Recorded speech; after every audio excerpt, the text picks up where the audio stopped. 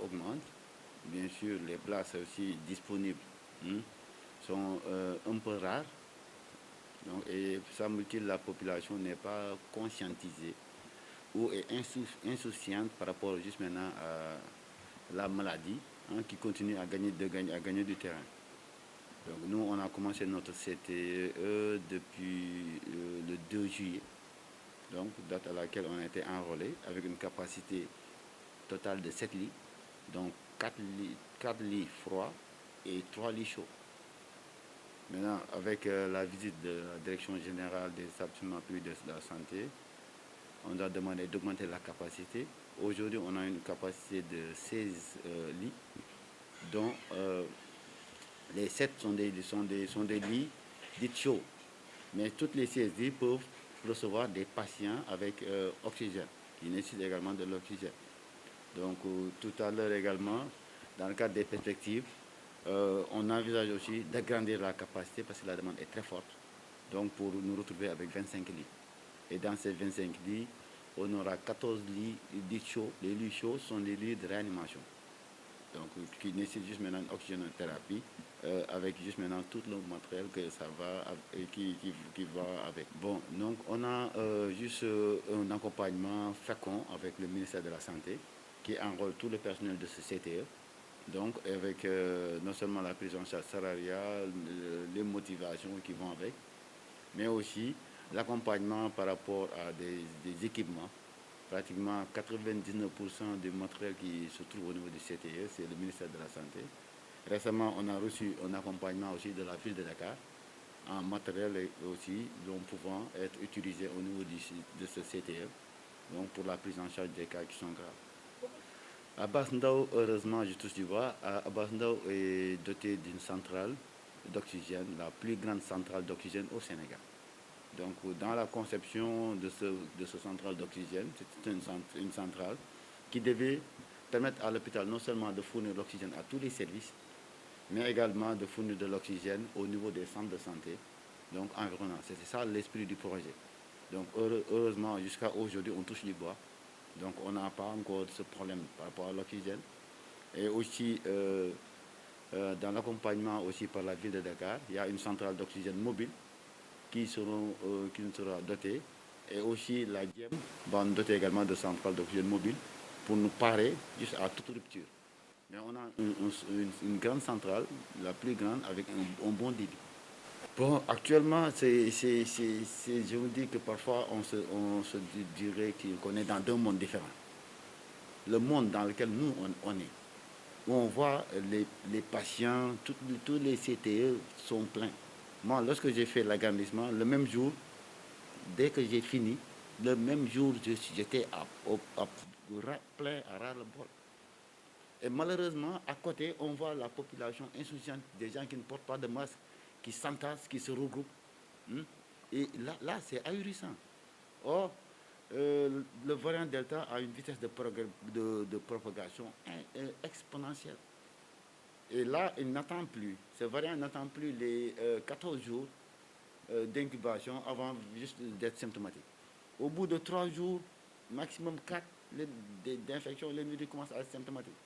5e jour, 6e jour, il faudrait nécessairement que cet individu soit oxygéné, sinon on le perd. Donc, pour dire que c'est un variant qui est extrêmement grave. Et donc, pour les virus à ARN, en réalité, donc les virus en se divisant, ils font des erreurs. Et ces erreurs, pourquoi ils le font? Parce qu'ils ne sont pas dotés de ce qu'on appelle l'ADN polymérase. Du coup, s'ils font des erreurs, ils ne peuvent pas rectifier ces erreurs. Ils donnent de nouveaux types. Malheureusement, pour nous, le type qui est là, c'est un variant qui est plus virulent que même la souche initiale lors de la première vague. Donc, il est plus virulent parce que le degré de contagion est extrêmement rapide. Et ce qui est grave, c'est lorsque l'individu commence à être infectant, c'est-à-dire est capable d'infecter les gens, et n'apparaît aucun symptôme. Donc, dès les 3, 4, 5 jours, l'individu commence à être infectant. C'est-à-dire lorsqu'il tousse, lorsqu'il parle avec les gouttelettes de perfluence qui sortent par la bouche, l'individu peut contaminer son voisinage sans se rendre compte, sans savoir qu'il est malade. Et dès qu'il commence au 5e, 6e jour à avoir les symptômes, c'est un patient pour la réanimation. D'où maintenant, les Sénégalais doivent se conscientiser. Ce n'est pas une affaire de politique. Ce n'est pas une affaire également d'ethnie. C'est une affaire de tout un chacun. Il faut que les gens aussi... Sinon, ce qui va risque d'arriver, c'est qu'on soit arrivé à un moment où les hôpitaux seront pleins, tous les CT seront pleins, et que les patients puissent juste maintenant de tomber dans la rue. Ça, on ne le souhaite pas. Et pour qu'on n'en arrive pas à ce stade, il faut que les gens portent des masques. Aujourd'hui, il y a des notes circulaires qui sont sorties pour obligation de porter des masques dans les transports urbains, dans les transports en commun, dans les lieux publics. Mais c'est pas juste ces notes-là sont juste des notes d'orientation, mais c'est aux Sénégalais de se prémunir, de se protéger et de protéger leurs proches. Et à quoi faisant? En portant des masques, en se lavant les mains avec de l'eau savonneuse ou bien des gels hydroalcooliques avant de les porter au niveau de la bouche, du nez et des yeux. Et aussi de boire beaucoup d'eau. Donc ces symptômes-là apparaissent comme juste une grippe simple. Lorsque vous avez les symptômes, vous pensez que juste vous êtes grippé.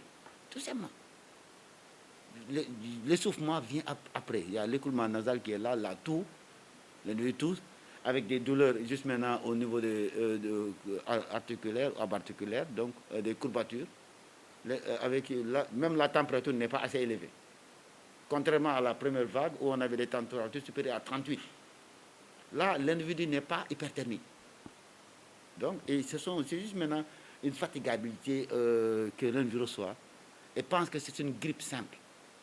Et 99% des gens qui disent qu'ils sont grippés, ils sont contaminés par ce nouveau variant et disséminent la maladie. Et c'est ça en fait. Donc, 2 jours, 3, ils commencent à sentir juste maintenant une certaine contusion au niveau pulmonaire. Ils ne parviennent pas à respirer, leur gorge devient sèche. En ce moment, ils auront besoin d'oxygène, sinon ils vont mourir. Tout simplement. Et c'est ça la gravité de ce variant. Donc, le traitement, c'est le traitement qui est validé au niveau national. Donc nous enverrons tout simplement notre commande au niveau de la PNA pour faire l'enlèvement. Et une fois l'enlèvement ici, c'est géré au niveau de la pharmacie en fonction du nombre de lits disponibles, du nombre de patients. Une dotation est faite au niveau du responsable de la logistique donc, et de la gestion des intrants qui les dispose au niveau du CTE. Et tout le traitement des patients admis au CTE est gratuit. Et le ministère aussi est allé plus loin. En quoi faisant, toutes les explorations nécessaires aux patients admis au CTE est supportée entièrement par le ministère de la Santé. Donc pour dire que le patient qui rentre, il ne paie rien, il n'achète rien. Donc tout ce qu'on doit lui faire, on doit le traiter jusqu'à sa guérison, le patient sort. On fait un test de contrôle, c'est négatif, on l'exerce. Et le patient ne dépense rien, sauf peut-être dans certaines structures où il n'y a pas d'alimentation, ils ne peuvent pas nourrir le patient parce qu'ils ont des problèmes de trésorerie. En ce moment, le patient, on peut se faire juste maintenant doter en nourriture de par la maison. Mais sinon, le patient ne paye rien. Oui, c'est le même protocole. Hein. C'est le même protocole qu'on suit ici avec juste maintenant, c'est l'azitro, c'est l'hydroxychloroquine, donc qui est utilisé, associé avec de la vitamine C, du zinc, etc. Donc c'est le même protocole. Donc les malades, au bout d'une semaine, en général, les malades sont guéris. Au bout d'une semaine de traitement, les malades sont guéris. Donc ce qui fait que maintenant, ce qui posait problème initialement, c'était la prise en charge. Aujourd'hui, donc qu'est-ce qu'il faisait? On a appris de la première vague pour nous moduler. Dès l'admission, donc avec juste un test positif pour une PCR, on a doté toutes les structures, même ici à Basnov, des tests rapides qui permettent de confirmer la positivité, le scanner qui permet d'orienter sur le degré d'atteinte du parenchyme, et rapidement le traitement est initié. Les gens qui commencent le traitement, dès le premier jour, en général, ils s'en sortent. Dès le premier jour, ils s'en sortent, ils guérissent. Mais ce qui est grave, nous, en tant que corps médical, on demande juste d'agir en toute logique, de toute conscience. D'accord? on est assujetti à une obligation de moyens et non de résultats. Donc on donne les soins, mais c'est le bon Dieu guérit les patients. Donc qu'est-ce qu'on a noté avec ce variant? Il y a des arrêts cardiaques subits.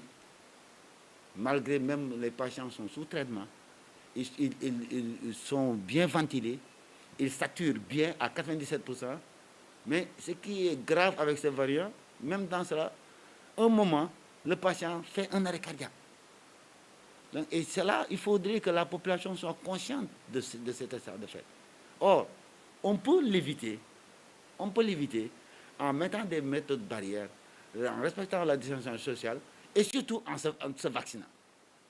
Se vacciner nous protège contre les souches autochtones de la première, de la deuxième vague, mais non de ces variants.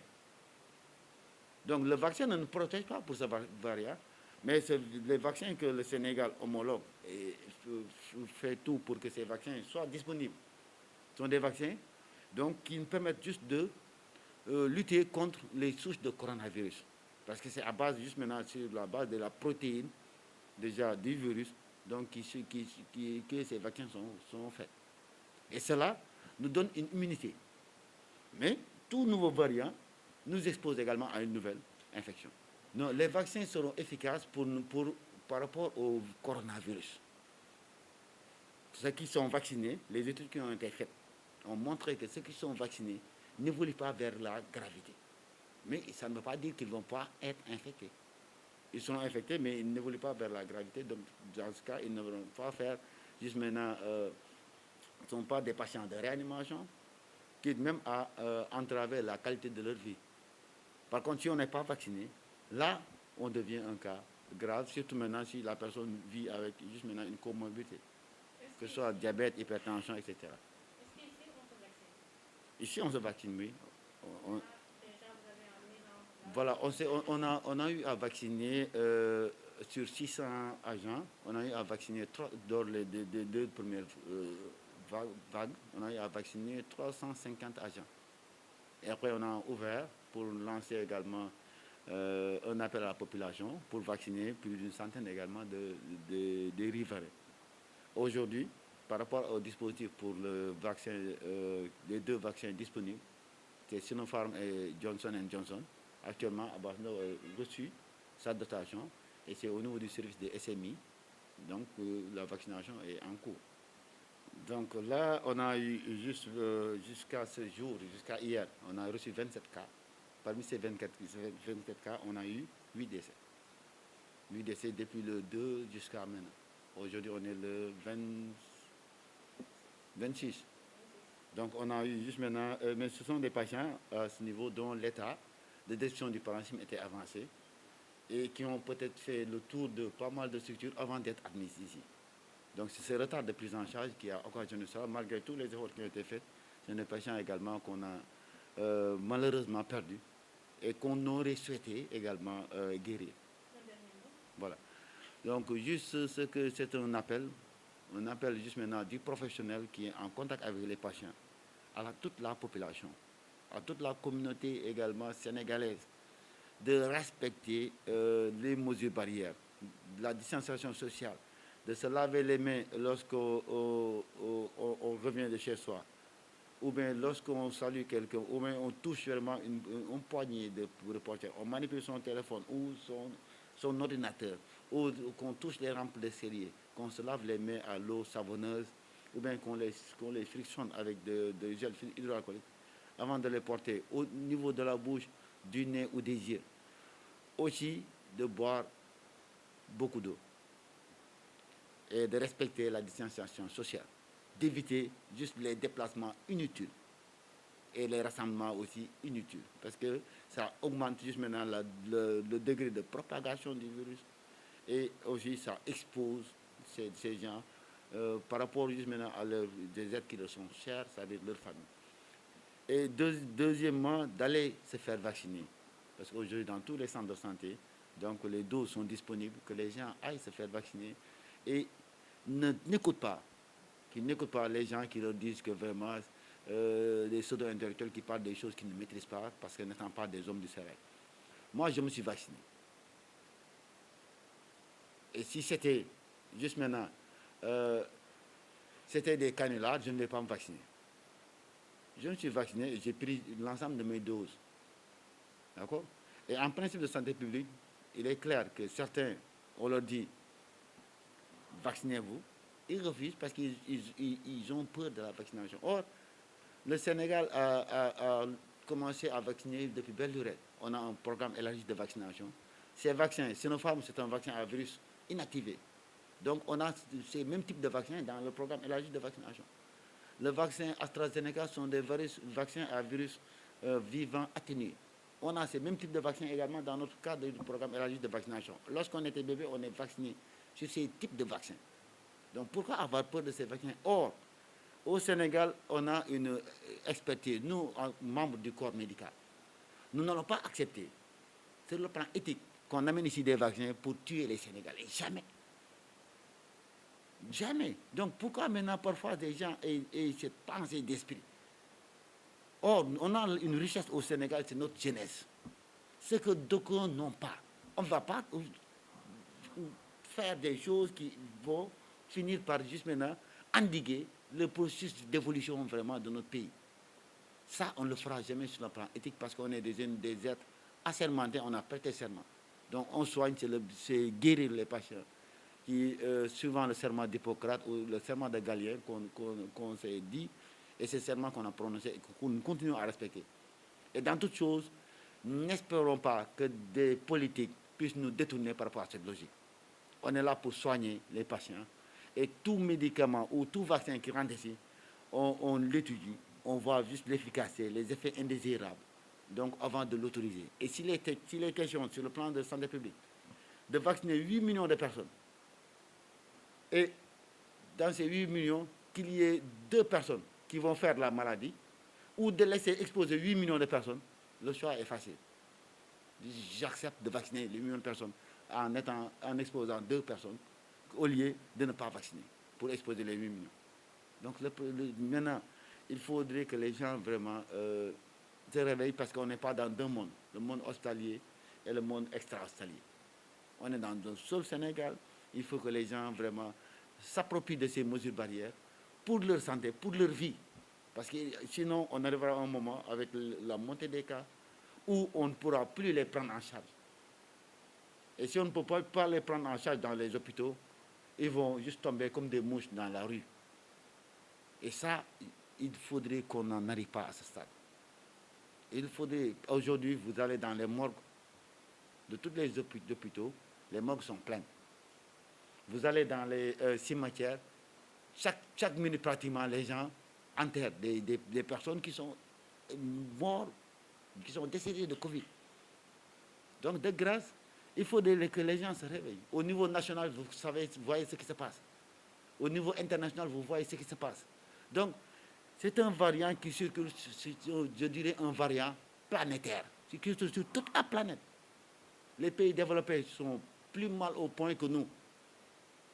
Donc, il faudrait que les gens essaient également de l'incorporer dans le quotidien.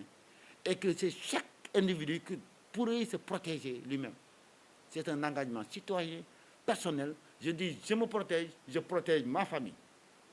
Avant que maintenant, dans les cas exceptionnels, ceux-là qui vous seront exposés malgré les mesures, cela pourra être pris en charge parce qu'aujourd'hui, le ministère de la Santé a pris les dispositions nécessaires pour augmenter le nombre de CTE, le nombre de places pour les prendre en charge tous les patients.